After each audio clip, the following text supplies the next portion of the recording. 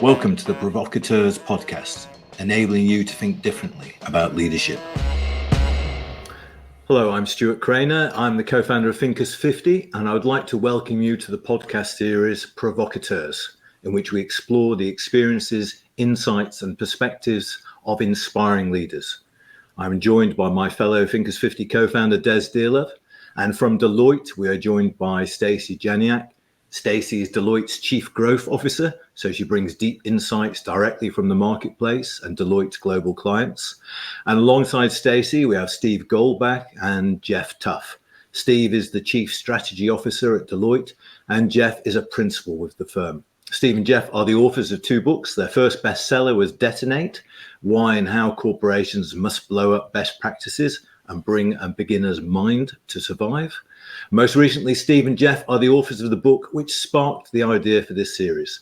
That book is Provoke, which demonstrates why and how leaders must be purposeful in shaping the future, intentionally engaging with emergent trends, not only to benefit their own organization, but also to make the world a better place. This episode of Provocateurs brings Stuart, Geoff, Stacy, Steve and I together to talk about what we've learned from our amazing guests over the last year. What are we taking away from the conversations? And we have had some amazing guests. Valerie Rainford, who has championed talent and diversity in the banking world and now for her own company. Bial, the founder and president of the Posse Foundation. The board member, author and now member of the UK's House of Lords, Dambisa Moyo. Former CEO of Best Buy and author of The Heart of Business, Hubert Joly. The trailblazer for Leading for Girls, Julie Carrier. Nobel Laureate, Bob Lefkowitz. The astronaut, Charlie Camarda. And the Dutch entrepreneur and pioneer of new ways of working, Tom van der Loo. And the author of The Quit Alternative, Ben Fanning. So where to start? Stacy, can you tell us what you've taken away from these amazing conversations? Love to, Des. As I reflect on these conversations, what really jumped out at me was the role that purpose played for each of our provocateurs and how they harness that to create greatness in each of their organizations. Bial, that was mentioned, she had a great comment around the need to stay true to the mission, and that oftentimes she had to say no to suggestions or opportunities for her organization because she needed to stay grounded in its mission. And Hubert, in his book, The Heart of Business, which is really talking about how do you create a different paradigm to lead with noble purpose. He shared with us the story of creating an environment where people feel like they connect with the purpose of the organization and what drives them as individuals. And so just that connection between an individual's purpose and what they're able to contribute to in an organization is something I found very powerful. You mentioned Hubert. One of the things I remember him very, openly sharing is that he had a bit of a wobble when he got to the top of the organization, and he got to the top of the mountain, and he found actually, there was no joy and there was no meaning to it, and that actually he kind of had to reinvent himself and discover his noble purpose. So it's interesting. It was a real personal leadership journey for him, I think. What did you take away, Steve, from the conversations? Well, I on purpose, I particularly felt like everybody had some sort of, more noble purpose. I mean, Ben Fanning was about getting communications out, and it was ironic that we were doing Ben's Des. Remember when he was in the middle of the hurricane Ian coming down on him, and Julie Carrier talked about the importance of purpose. Everyone's got a central thing, and very few.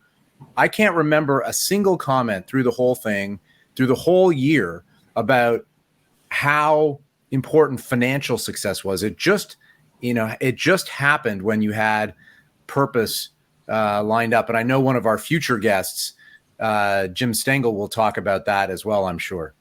There's also the thing, I think Des just alluded to it with Hubert Joly. It's easy to lose your purpose as you progress up organizations. I think there's some research saying that CEOs, the biggest issues they have to wrestle with are isolation and ambiguity. And I think purpose can get lost along the way. Geoff, what are your thoughts? Well, so let me build on the purpose thing, and in case it's not dead obvious to our listeners or watchers, these hopefully will be the secrets of what it means to be a provocateur. So I think what the five of us are trying to do here is to reverse engineer how to actually affect change in the world. And the thing that struck me in each of the conversations that we've had so far is that clearly each of our guests has a mission or a vision, and that's connected to purpose, but I see it as being slightly different. But in the stories that they told and the kind of the growth arc that each of them have been on, if you listen to what they say, if you read some of what the conversation led us to, they all evolved that mission and that vision, the thing that they held passionately.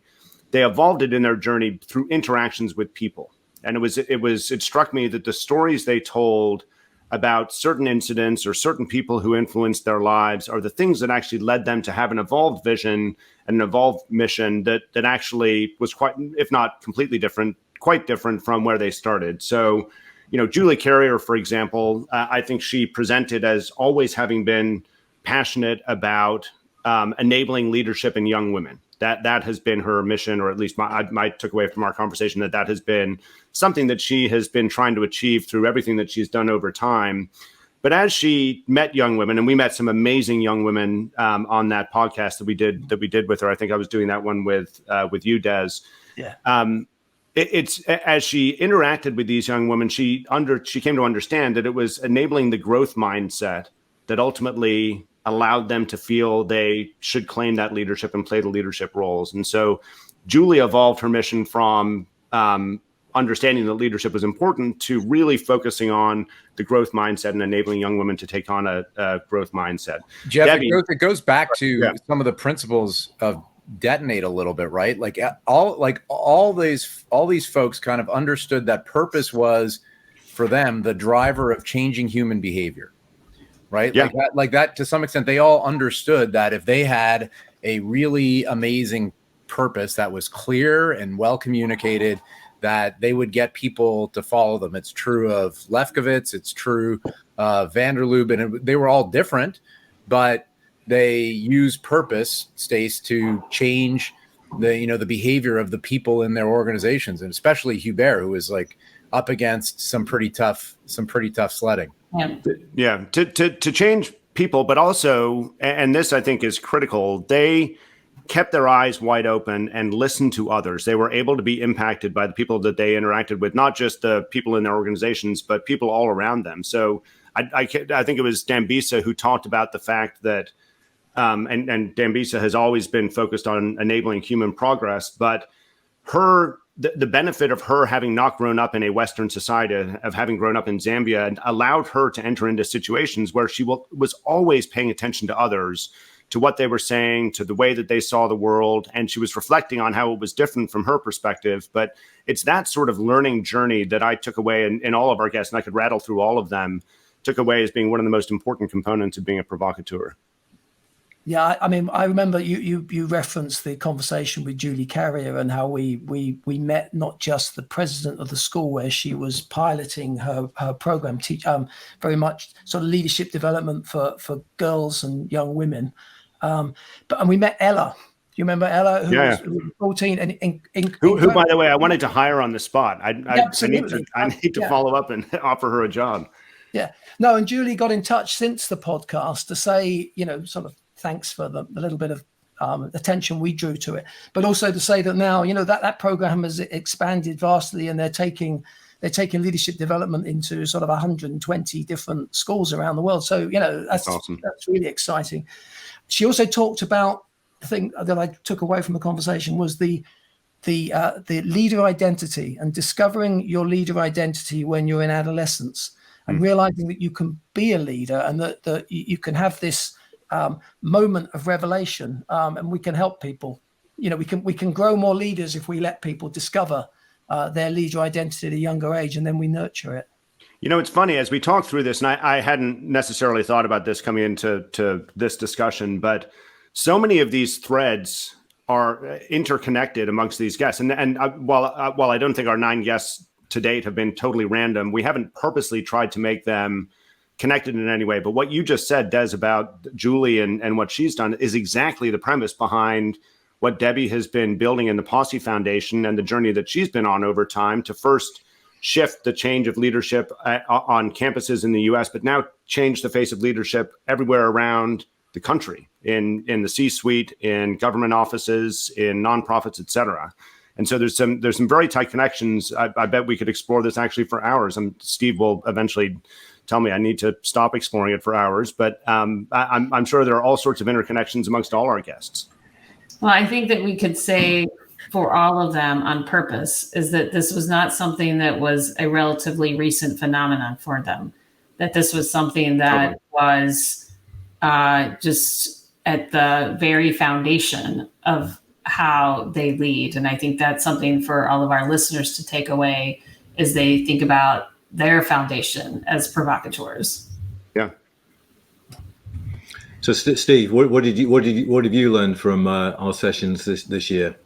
So the points I want to reflect on are 2 concepts that I want to connect. So the first one is the importance of diversity contributing to a team's success. And we heard about that first and foremost from Dambisa, who talked about the importance of diversity on the board and the importance of cognitive diversity and different ways of thinking, and how her background and different ways of thinking has been very important to driving diversity of thought on boards and how that's critical. And the second one is around transparency. And we heard about that from Tom Vanderlube and his in the way he runs his organization, referencing the Kim Scott book, of Radical Transparency and Radical Candor. And that's a way that they've been running their organization. And the person who I think best connects that is Valerie Rainford, who talks about the importance of, to drive diversity, you actually have to have transparency in your data. So if you're not sharing all your diversity data, you're not making it clear to your executives, to the public, then it's very hard to actually, take your organization forward. You will always be stuck in the mud. So I felt like, there's an interesting provocation I'd like to get the reactions from this group on. Geoff and I, together with a colleague of ours, Geoff Johnson, recently had a piece in HBR where we talked about the problem of the interview as the primary mechanism that the corporate world uses to evaluate talent, right? And what makes for a good interview, right? Connecting with each other. And what makes for a good connection? It's why I find something similar about that person, right? You're always searching for that connection. And then you walk away saying, oh, well, that was a great interview. We connected. And the challenge I've got was that's the least likely thing to drive diversity, right? If you're looking for a mini-me. And we proposed an idea of a minimal viable demonstration of competency. And I think it's pretty unlikely you can blame me for that mouthful. Yeah. And yeah, exactly. We can do, and we want to, we want to explore different things, but we know it's going to be difficult for corporate America to get rid of the interview. So how might we do that? Like, do we need to do that? I'd be curious what you all think about that. That's interesting. I recall Hubert talking about the fact that they paired him, the CEO, with somebody he wouldn't normally spend time with, somebody from a different, completely different ethnic background and a different experience of life. Hubert is very sort of suave and French and very sophisticated, not to say that, whoever they teamed him up with wasn't all of those things, but in their own way. But I think deliberately inciting diversity, putting people together, and maybe there's something in that. I don't know how that would work in terms of replacing your interview. Well, and I think in some ways, as I reflect on the conversation we had with Tom Vanderlube, his organization is a very unique organization in lots of ways, but a very unique culture. And he talked a little bit about some people who came in and they didn't like the radical transparency. They didn't like how open everyone was about everything that was going on at the company, all the way down to actually publishing different levels of pay throughout the organization. That in some ways is the ultimate manifestation of what you're talking about here, Steve, where Stuart, you'll have to keep me honest on this because you did that interview with me, but I seem to recall that anyone was allowed to propose someone to be hired and anyone was allowed to veto a hire along the way, so that if someone came through and Tom as the CEO loved this person, still everyone had veto power for that. But once someone gets into the organization, in some ways, Steve, it is a real, that is the minimally viable demonstration of competence. If they can actually live in that type of environment and deal with that radical transparency, then they're a good fit. I think the issue with transparency is it's often seen that transparency begins at the bottom of the organizational hierarchy, but in fact, transparency should begin at the top. And I would question how many boards actually act in a transparent way, members of the board with each other. And I think there's an issue there in that boards are not seen as teams. They're seen as a collection of strong individuals, and the team element is actually downplayed. No, well, Valerie focused on the need for this to come from the top, and that you could have an inclusive environment, but you weren't without an engaged CEO, but you weren't really going to make progress in moving the needle and in creating equitable policies unless you had both an engaged CEO and you had the HR leader and the general counsel and a couple of other senior leaders around that table. So to your point, Stuart, it's about that team that can actually affect change and starting that at the top. And I think your suggestion around boards is well placed because it has to be there as well in addition to that management team. Yeah, I was interested in Ben Fanning was talking. He was singing the praises of just what we're doing now, podcasting. And he was saying that when a CEO starts doing a podcast, they get into the ear of employees and they can actually be much more transparent and reveal their authentic selves. And he was obviously he's an advocate of podcasts. He hosts a podcast, but he was saying it's a different medium, and you can get to know the CEO and senior management in a completely different way because you're multitasking. You can be doing other things while you've got them in your ear, but it can be a very interesting medium to talk to people and for them to get to know you a little bit better, so that you're not just this distant figure up on the stage or in the boardroom, but you're actually someone they can in some way identify with. There's so much that we're talking about in here, which is just literally about being a human being, and actually, and I don't know if it's vulnerability or allowing vulnerability. I think that was some of what Ben talked about as well. But just every single one of these people. First of all, they're fascinating individuals in lots of different ways, but every single one of them presented as a real grounded human who is open to having connections, not just with us, but with lots of people and learning along the way. And it's probably going too far to say that they are provocateurs because they have been able to express themselves as real human beings more than most. But there's definitely something about the ability to connect and to be open with others that gets, I would assume, that gets others to move as you're acting as a provocateur. Maybe just to wrap this one up, maybe there's something about being, and this is a maybe, so please comment below because we certainly didn't solve the. I know what happens when Steve leads with a maybe. Yeah, we certainly didn't solve the interview challenge. So if you've got a thought on that, we'd love to see it in the comments if you're watching on a medium that has that. But the maybe the connection is that provocateurs are able to connect with people who aren't just like them. They're able to actually create diverse teams and build those connections with a broader group of people than those who reflect back at them the things that they like in themselves. And so maybe there's a skill there. I don't know, but it's certainly worth maybe exploring as we go through the next few podcasts with our next few guests. Who's next, Des?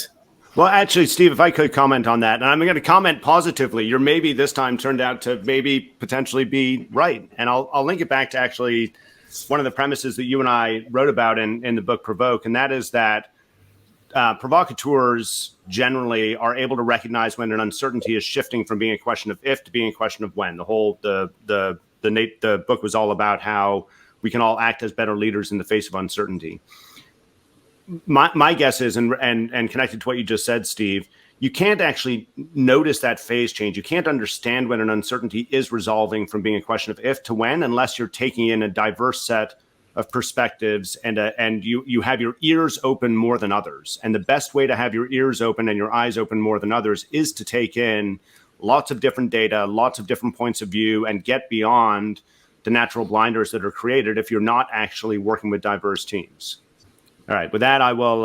Who's up next, Des? I think we need to hear from Des and Stuart on some of your reflections. Yeah. So failure. That's what I was. That's the kind of the signal I picked up. Our provocateurs weren't afraid of failure. That was very clear where they were talking. You just knew that these were people that wasn't something that intimidated them. But what came out of particularly the conversation with Charlie Camarda, the astronaut we spoke to, was this sense of learning how to fail well. And one of the things we try and do at Thinkers 50 is to try to pick up these kind of the static, the kind of signals that are in the ether. And I definitely pick up at the moment that this notion of how to fail well is there. It's in the ether. I know I was talking to Amy Edmondson. She's writing that her new book is going to be on the right kind of wrong, the science of failing. Dan Pink's book, he talks about, it's all about the power of regret and he talks about having a failure resume. We should all put our biggest failures on our resume and see what we can learn from them. So there's some interesting ideas out there. And Charlie, our astronaut, was, you were on that one with me, Geoff. That was really quite fascinating listening to him talking about, because I should give you a little bit of background. He was Charlie was an astronaut candidate in 1996 and flew as a mission specialist on STS-114, which was NASA's return flight immediately following the Columbia disaster, 2003, obviously, which claimed the lives of 7 crew. So he was responsible for initiating teams to successfully diagnose the cause of the Columbia tragedy. And the thing that really struck me, he said, NASA forgot how to fail. And then when we drew out the lessons, if you remember, Geoff, and you were sort of describing it as, rather than failure, as how to learn, and the fact that lots of organizations forget how to fail. But Charlie's point was that you have to interrogate information and a theory to the point of destruction. Otherwise, you do not understand that phenomenon properly. And he was talking about the difference between research engineers and just engineers who are happy that it works, and research engineers who want to take something into the lab and just keep on testing it until it fails, because only then can you know what you're really truly dealing with. And I do wonder, in this kind of post-pandemic world, when some things went well in terms of what our leaders did and some things didn't go so well, whether there's an appetite now for this idea of learning to fail well and not see it as a negative, but to actually see it as a positive. So what are your thoughts on that? Yeah, I quite liked Charlie. I admired his dedication, and he was quite. I can see he'd be a difficult man to manage because he was very, very, very strong-willed. And he said he tried being humble and a team player, but it wasn't getting him anywhere. And what made him succeed was really a dedication to learning truth. He was a great speaker of truth and teamwork. So what I liked about him was the kind of the grittiness of his behavior. But it goes back to his behavior went back to Stacy's first point about purpose. Because he had the overarching purpose, nothing came in the way. He wouldn't let anything stand in the way. Well, what struck me in that conversation was the ability to flip failure to learning, because I think that cognitively, whether you are failing or your team is failing, to be able to be unemotional about that and think about it as a learning process and go for the positive and what can be taken forward. Because he also said you should never say, well, we couldn't do any more than we did. I like, that there's always something you could have done or tried at least to do. And Des, I do think that there's a different mindset after having the world go through a pandemic together and having so many leaders be uncertain and not have all the facts, clearly not have all the facts. I think that that's changed a little bit of the perspective and acceptance of failure, because we were all trying and failing at things to try and move forward during such a volatile time. Stace, I wonder, like, one of the things that Geoff and I talk about a lot is like there's a lot of work that's done, or a lot of energy that's devoted to celebrating failure and making it a positive thing. And I almost wish that instead of talking about some of these things as failures, it's just reframing them. Let's not even talk about failing, right? It's like we got stuff wrong, but we're on a learning journey, right? It's instead of like, it's not a failure to learn. Like, we tried stuff and did it work out perfectly? No, but I mean, I don't know how many tests you guys took in your life. I rarely got 100% on my test. So does that mean I failed if I didn't get everything exactly right? Well, no, I learned a lot of stuff on the way. And just, I wonder if we stopped, celebrating failure and started just saying, like, what did we learn? What did we learn? And make that the emphasis, then we wouldn't even be talking about things as failures. Like, they're not failures. We just didn't get 100% right. We learned something and we're going to move on. And just, I almost worry that we constantly, we remind ourselves we failed, and therefore it's like, oh, it's a failure. And then we're sad about it. Let's celebrate the learning process. Yeah. And so, sorry, go ahead. Modes of thinking. I mean, it's how we think about things. Again, reminded of Adam Grant's book, Think Again, where he talks about thinking like a scientist, which is really what Charlie's point was, is if you think like a scientist, it's not a question of failure. And Adam Grant talks about an experiment they did where they took a bunch of entrepreneurs and got some of them to think like scientists, so that instead of thinking of their business as a done deal, they thought about it as a theory. So they were testing hypotheses. Yep. And they actually, I think the results were quite, startling. They found that they kind of created, I think it was 30 or 40 times the revenue of the control group, because they were that much more open-minded. They had a different kind of thought process going on. It wasn't the business. It was simply a series of hypotheses. And if something didn't work, you switched it around, and they were more likely to pivot because that they knew that it was an experiment. Yeah, and by definition, the scientific method is a method to learn. The one thing that, and I'm not sure Charlie said this word in our interview, Des, but it was pretty clear that what he was referencing was the issue that NASA had was one of hubris. And so I wonder if maybe the opposite of thinking like a scientist is thinking like a leader with little humility. I'm not thinking of the right adjective at this point, but there was definitely something in the circumstances when things went wrong at NASA. It was because people thought they knew the answer. They thought they knew which data to be looking at. They thought they knew that they had seen this type of issue before, and they moved forward not thinking that there was a risk to ultimately something that became catastrophic. And I think the ability to act with humility and to lose the hubris as a leader is absolutely at the heart of every single one of the provocateurs we've spoken to so far. No, absolutely. Yeah, I agree with that.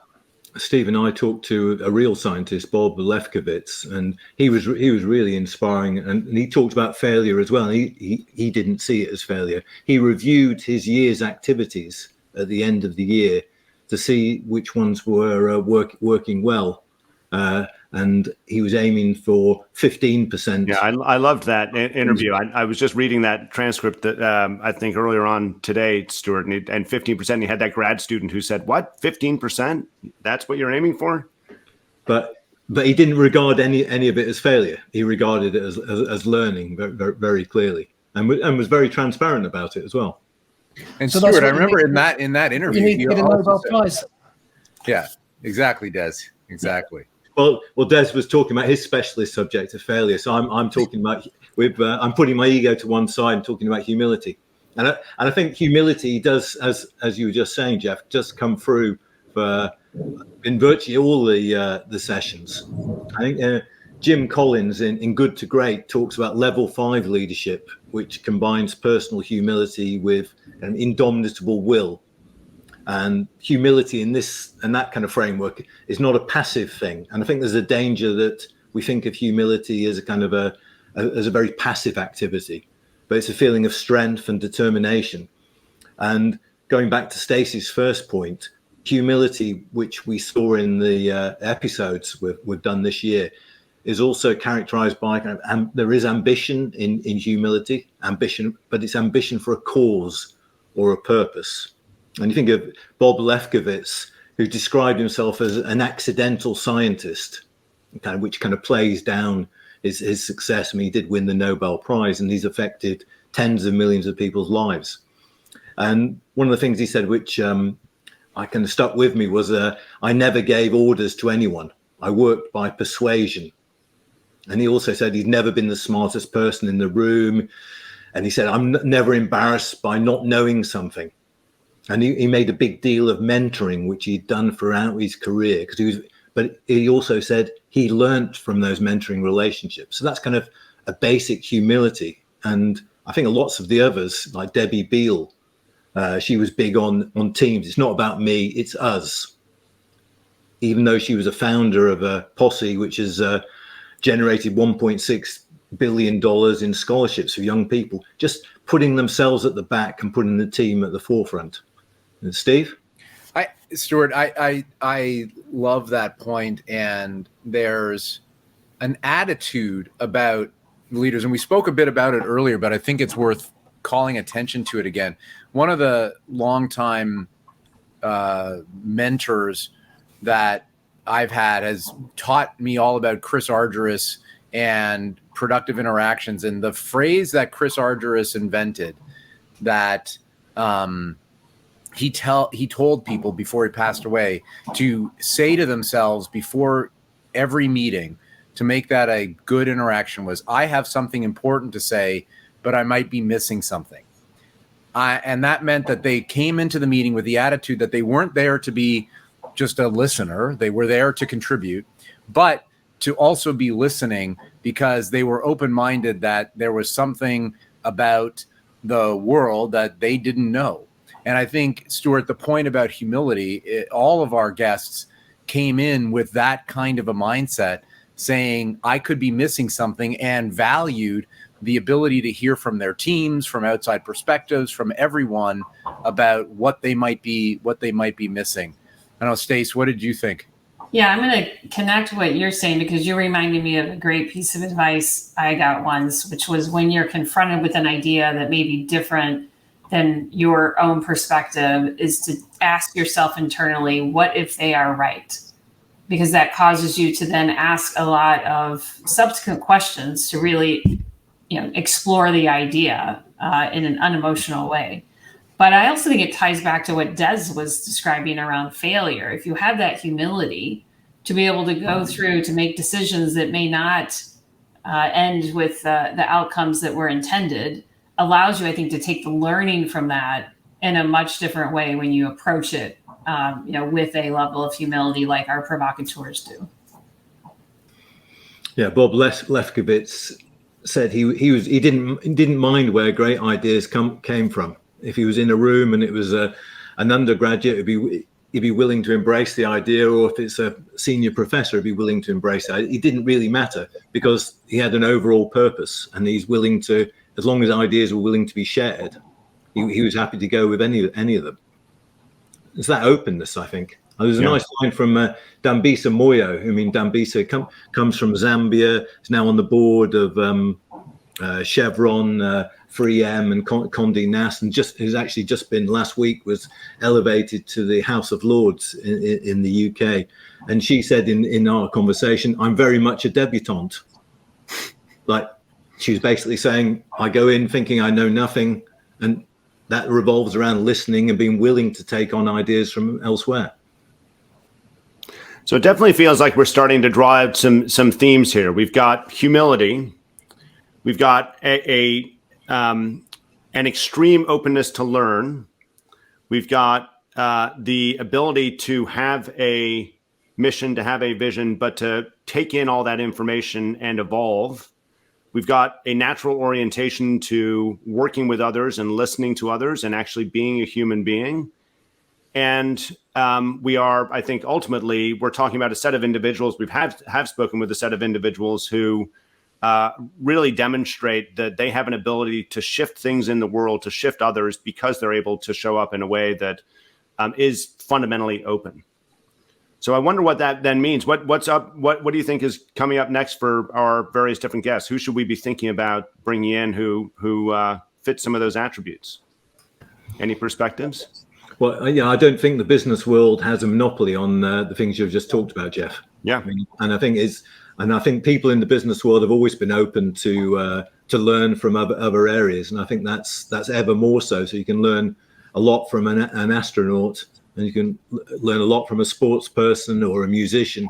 And I think that willingness to learn is actually what marks business apart as a discipline. Yeah, well, I will say it was pretty amazing in the conversation with Charlie, just how many of the lessons that he learned at NASA are directly applicable to the businesses that we serve and the jobs that Steve, Stacy, and I do. It was interesting too how up on the kind of management thinking Charlie was as well. You know, he was citing Amy Edmondson, psychological safety. So that's what went wrong at NASA, was it wasn't psychologically safe, so people couldn't challenge. They couldn't ask the questions about expertise and the knowledge they had because it wasn't psychologically safe at that time. But I think our guests should. I mean, to Steve's point about diversity, we should be mixing it up as much as we can, because people listening to this will probably predominantly be in the business world, and they really need to hear those voices from the edges, I think, and from different disciplines. I mean, the disciplines that I'm interested in exploring a little bit, there are a number of very interesting folks at the leading edge of healthcare and longevity that are really disrupting the views of whether it's healthcare or how do we take care of ourselves, and looking at very much like a scientist and saying what causes death, what causes your health span to decline over time, and how can we take interventions early in order to create longevity in your health span, not just your lifespan.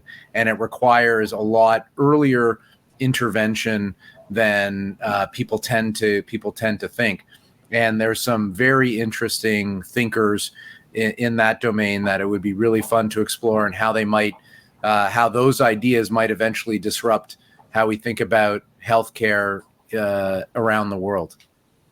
Yeah, I mean, you're describing something that I think is generalizable to other industries, other situations, Steve, where you've got a foundation of incumbent thinking that is being challenged and that is actually being assessed in a different way. And so I'm sure that as we continue to identify our provocateurs and pick our guests, it will be something about challenging the incumbent thinking that will be one of their key attributes. I think it'd be interesting. There's so many of these challenges, I mean, Steve, even to the healthcare challenges, that require both a public and private approach. And being able to capture some of those provocateurs that are out there on the public side, particularly from a policy perspective, even some of the lessons that we've collectively learned, or that they've learned in particular, in dealing with the pandemic and what's to come in that arena. Yeah, I totally agree with you, Stacy. As you all know, I do a lot of work in the energy space these days, and we are not going to actually make any progress, let alone achieve some of the targets that we've set via the Paris Accords and elsewhere, unless we do have that public-private connection and ability to work together. And there's some super cool stuff happening in energy, especially in particular around hydrogen right now, that I think is going to be an interesting manifestation of that. So maybe I'll put that on the list of someone to find as a provocateur. Would you like to work for these people? I'm just looking at the list of people we've spoken to, and I was thinking, would I like to work for them or with them? Stuart, I might take a bullet for them, let alone work for them. Yeah, quite. They're so inspiring. Very, very, very inspiring, I thought. Yeah. I mean, that was another characteristic. I'm looking down my list here, Stuart, and I'd say some of them. Yes, I would love to work with some of them. I think they'd be pretty demanding. And I would agree. Leads on to another question. Do you get promoted for being a provocateur? Oh, that's a good question. I guess that depends on the culture of the organization. And time and place. Yeah. I'm looking down the list here, and I can't think of a real promotion path story that came out in any one of these. It's almost like they went their own direction and ended up running the organization that they were responsible for, not through typical promotion paths. Well, I think about Valerie. Yeah, Valerie became a senior vice president and a senior executive at JP Morgan, at the Fed. Dambisa sits on several boards. I know that boards someone has to put you on a board, so people chose to have her views.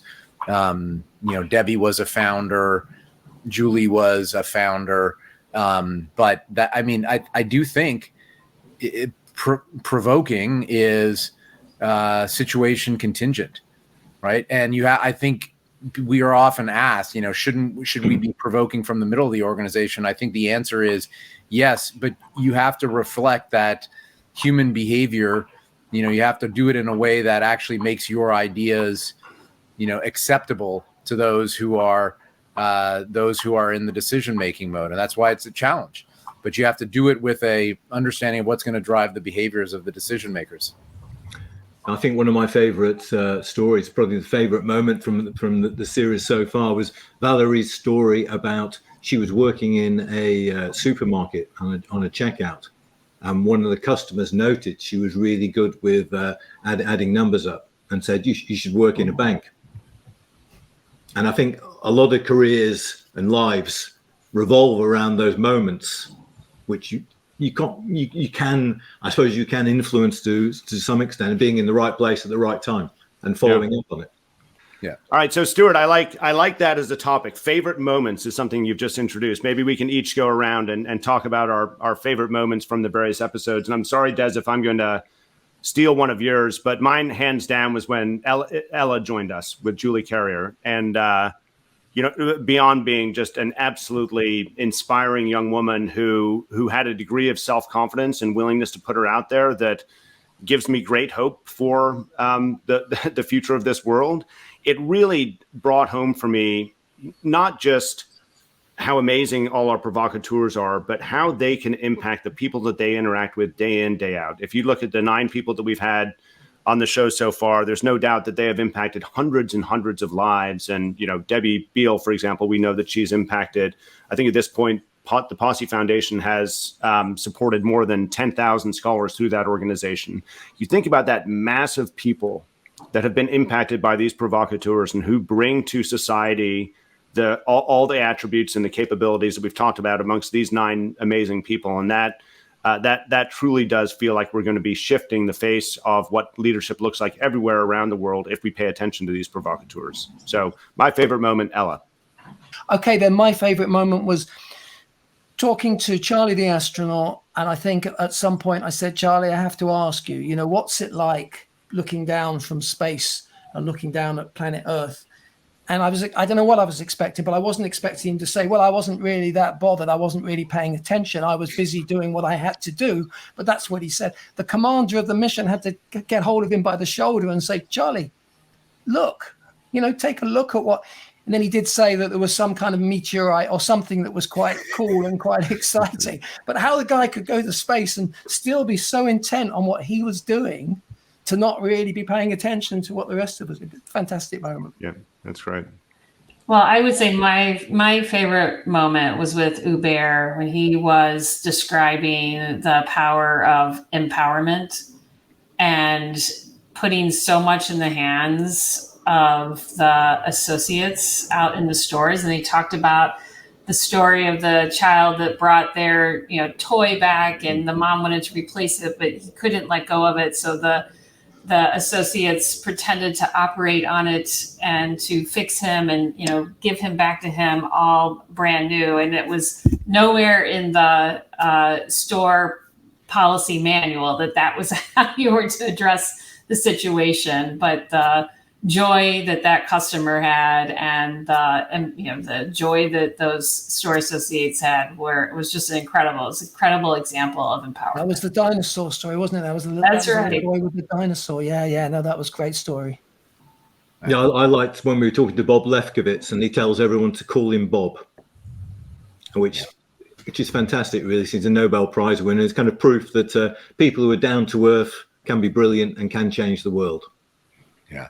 Bob was amazing. And my personal moment, and I'll start with our first episode, which was Valerie, I could listen to Valerie talk for hours and hours and hours. She's just so humble, matter of fact, but speaks plainly in the truth. And whenever I listen to her life story, and I've had the privilege of having it told to us for both the podcast and the book, it both brings tears of joy and tears of pain to you at the same time, to know what she's personally gone through, but yet persevered and thrived so much. So I my favorite moment is that I'm really looking forward to another year of this, guys, and doing it together. I just want to say that it's been so much fun doing this together with you. I love these episodes too. We got to do more of these